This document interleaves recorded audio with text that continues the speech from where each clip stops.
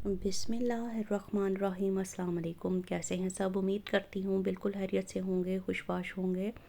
अल्लाह ताला आपकी हमारी सब की परेशानियाँ, मुश्किलात, मुसीबतों को दूर करे। आज का व्लॉग है हमारा बिल्कुल एक देसी व्लॉग। इसमें हम गए थे बावन हाउस में।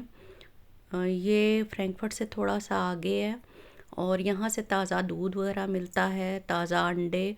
ये इनका सर्टिफिकेट भी लगा हुआ है और इनका एड्रेस वगैरह भी इस पे मेंशन किया हुआ है।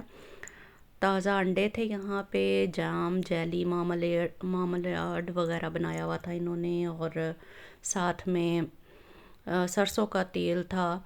और यानी कि देसी चीज़ें इनके पास काफ़ी थी। वोस्ट वगैरह ये लोग खुद बना के सेल करते हैं, लेकिन जाहिर सी बात है यहाँ पे हलाल नहीं होता, तो हम इस वजह से वोस्ट तो नहीं लेके आते।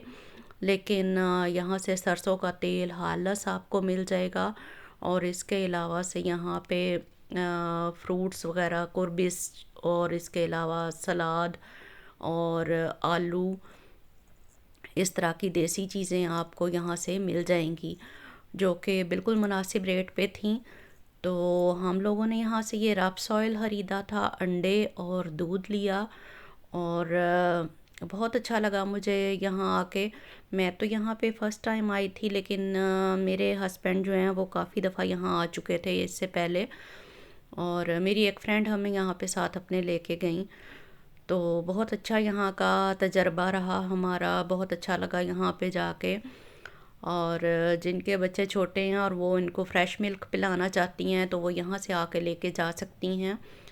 बहुत ही साफ़ सुथरा यहाँ का सारा इंतज़ाम था और बहुत ही फ्रेश यहाँ की आबो हवा थी। बाहर मैंने आपको जो व्यू करवाया है स्टार्ट में, वहाँ से आप देख सकते हैं कि कितनी अच्छी जगह पे ये जो है वो किसानों का डेरा बना हुआ है।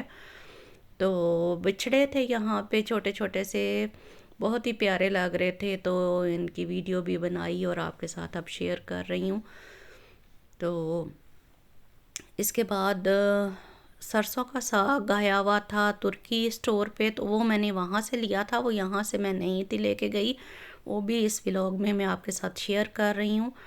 सरसों का साग और उसमें डाल के शपिनाट, जिसको कि हम पालक बोलते हैं, और हरी मिर्चों का साथ में तड़का लगा के तो बहुत मज़ेदार सा हमारा साग रेडी हुआ था। इनको मैंने काट लिया था बारीक बारीक, गंदले इनको शायद बोलते हैं। तो इनको काट के और साथ में पालक को काटा और हरी मिर्चें, इनको काट के सारी चीज़ों को तो बॉयल होने के रख दिया था मैंने। 2 से 3 जवे इसमें मैंने लहसुन के डाल दिए और एक छोटी सी प्याज डाली थी। नमक और मिर्च डाला था इसमें मैंने।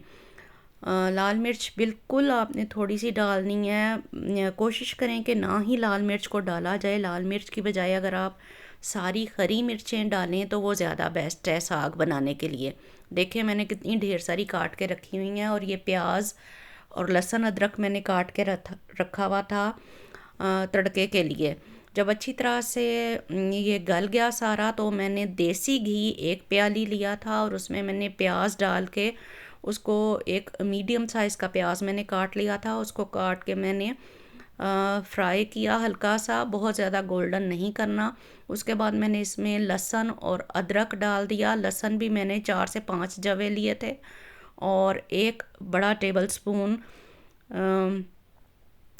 अदरक को मैंने कर लिया हुआ था अच्छी तरह से, बहुत ही बारीक काट लिया था, तो उसको भी मैंने ऐड करके तड़के में, और साथ में क्रश की हुई रेड चिली मैंने थोड़ी सी डाली थी। और उसके बाद हरी मिर्चें जो सारी काटी हुई थी वो डाल के मैंने तो इसका बना लिया तड़का और इसको ऐड कर दिया अपने जो गलाया हुआ साग था उसमें। इसके अलावा आपने कोई फालतू इसमें मसाले साग में ऐड नहीं करने, वरना इसका टेस्ट बिल्कुल ख़त्म हो जाएगा। इसको आपने देखा कि हमने बहुत ही कम मसालों के साथ रेडी किया है और बहुत ही टेस्टी ये साग बन के रेडी हुआ था।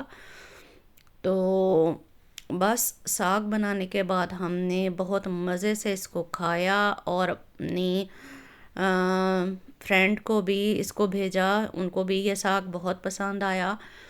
तो उम्मीद करती हूँ कि आज का व्लॉग आपको पसंद आएगा। व्लॉग पसंद आया करें तो लाइक शेयर और कमेंट ज़रूर किया करें। दुआओं में याद रखें। इजाज़त चाहती हूँ इसके साथ साथ। अल्लाह हाफिज़।